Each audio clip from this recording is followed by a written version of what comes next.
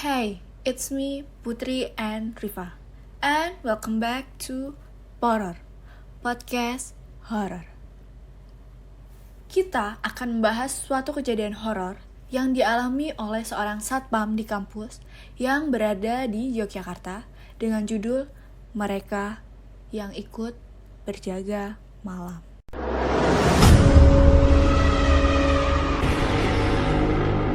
Cerita yang kita bawakan ini kita ambil dari Twitter yang diunggah oleh Metafisika. Beberapa minggu yang lalu, kami sempat mengunjungi beberapa kampus dan menyapa security yang ada di sana. Cukup sulit menanyakan soal kejadian horor karena banyak yang skeptis soal kehororan kampus. Namun, ketika menelisik lebih jauh, kami bertemu dengan 5 orang security kampus yang mau membagikan cerita mereka ketika jaga malam di tempat mereka bekerja. Perlu diketahui, cerita kali ini bukan hanya terpusat satu tempat, namun ada beberapa tempat yang kami kunjungi. Dan tentunya nama tempat atau kampus akan kami samarkan. Cerita pertama dari salah satu kampus yang berada di sekitar Sleman, Yogyakarta. Kampus yang sudah berdiri dari tahun 1958 ini punya banyak cerita horor yang menyelimutinya. Dari cerita mahasiswanya, tenaga pendidik maupun orang-orang yang mencoba membuktikan kehororan kampus ini. Panggil saja Pak Roni. Pak Roni sudah lama bekerja menjadi security kampus. Awalnya dia hanya bekerja sebagai penambang pasir. Namun di tahun 2013, dia diajak oleh temannya untuk mengikuti seleksi menjadi security dan akhirnya bekerja menjadi security kampus. Pak Roni bercerita banyak kejadian dari kejahatan atau maling, kelucuan mahasiswa, maupun kejadian horor yang ada di kampus ini. Mengulik soal kejadian horor, dia sudah merasakan ketika masih awal bekerja menjadi security. Pertama kali bekerja, Pak Roni bertugas seperti biasa, mengelilingi area depan hingga belakang kampus. Ketika dia berada di area belakang kampus, Pak Roni tiba-tiba mendengar suara keramaian di sebuah kelas, seperti ada kegiatan perkuliahan, tepatnya di lantai 2. Pak Roni mencoba mendekat perlahan, penasaran bagaimana bisa ada kelas perkuliahan jam 11 malam. Pak Roni dengan perlahan menuju lantai 2, menaiki anak tangga, sembari melihat sekitar untuk memastikan. Sesampainya di lantai 2, suara itu hilang tanpa jejak. Pak Roni mengecek setiap kelas, dan memang benar-benar tidak ada tanda-tanda manusia. Hanya ruangan kosong dan lorong yang diselimuti kegelapan malam itu. Karena merasa nihil, Pak Roni kembali ke lantai dasar, menuruni tangga dengan rasa was-was suara itu kembali muncul. Iki nek krungu maneh aku kudu nemu saka endi suarane.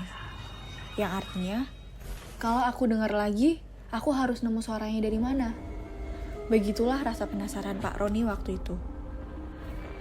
Benar saja, sesampainya di lantai dasar, Pak Roni mendengar suara itu yang lebih keras dari sebelumnya. Antara kembali ke lantai 2 atau kembali ke pos, dua pilihan yang tidak menjawab rasa penasaran akan suara di lantai 2 itu. Pak Roni memberanikan diri menaiki tangga lagi dengan langkah perlahan sembari menyalakan senter dan mengarahkan cahaya senter ke segala penjuru gedung.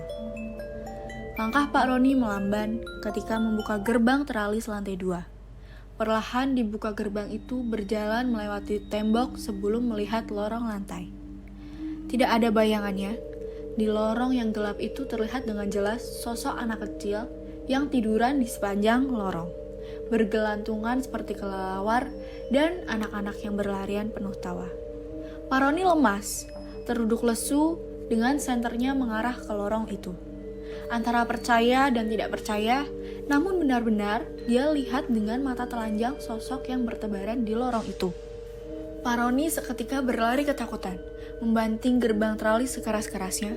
Anak tangga dilibas dengan cepat turun menuju lantai dasar, terjatuh dan terguling beberapa kali, namun tidak menghiraukan dengan dalih agar dia selamat. Dia berlari dengan cepat menuju pos jaga dengan nafas tak beraturan. Teman-teman security yang lain sudah membaringkan badan, heran kenapa Pak Roni tergopoh-gopoh dengan muka lemas penuh keringat. Dia menceritakan apa yang dilihatnya. Namun, respon teman yang lain hanya berkata, "Wes, berarti kue diterima jaga kene." Yang artinya, udah, itu berarti kamu diterima jaga sini. Dengan tertawa terbahak-bahak.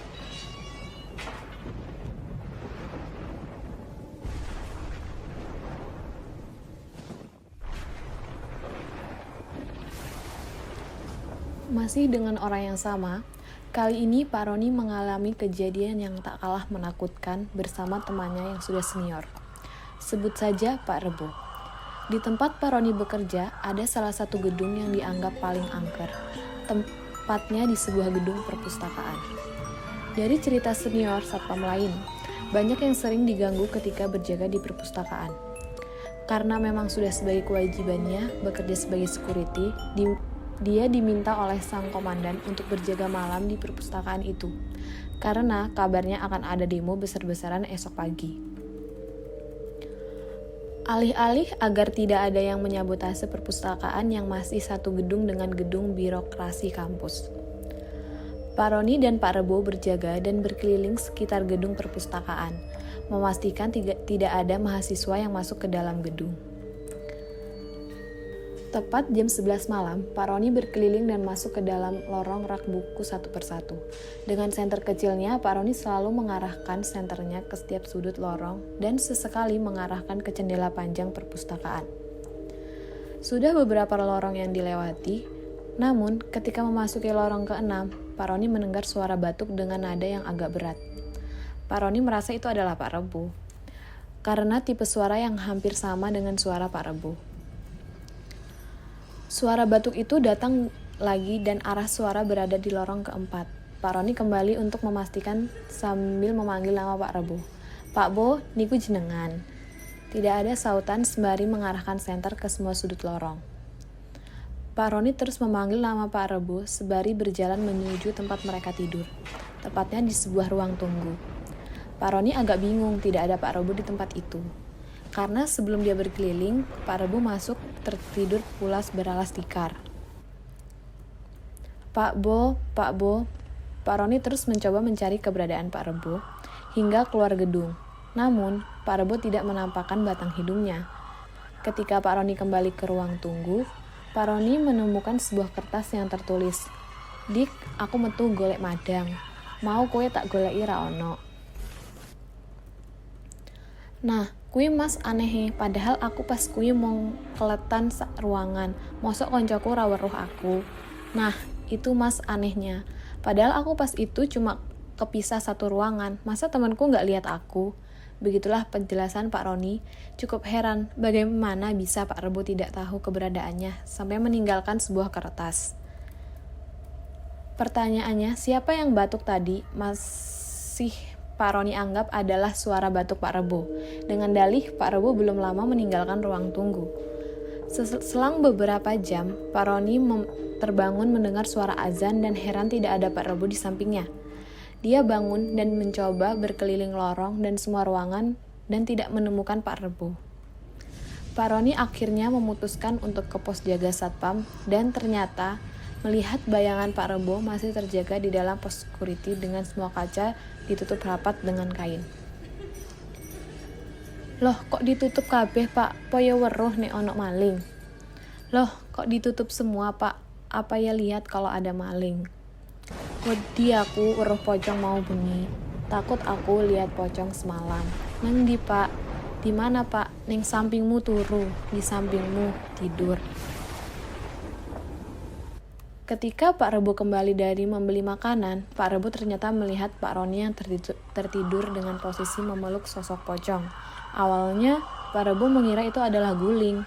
Namun ketika dia mengarahkan senter ke arah muka Pak Roni, dia melihat sesuatu belahan hitam di antara guling putih tepat di samping di mana saling berhadapan muka dengan Pak Roni. Pak Rebo mencoba mendekat dan terkejut. Ternyata belahan hitam itu adalah wajah yang penuh dengan belatung. Pak Rebo yang melihat itu langsung berlari dan memilih menyelamatkan diri daripada membangunkan Pak Roni. Jadi itulah cerita yang sudah kami bawakan. Sampai bertemu di horor selanjutnya. Terima kasih.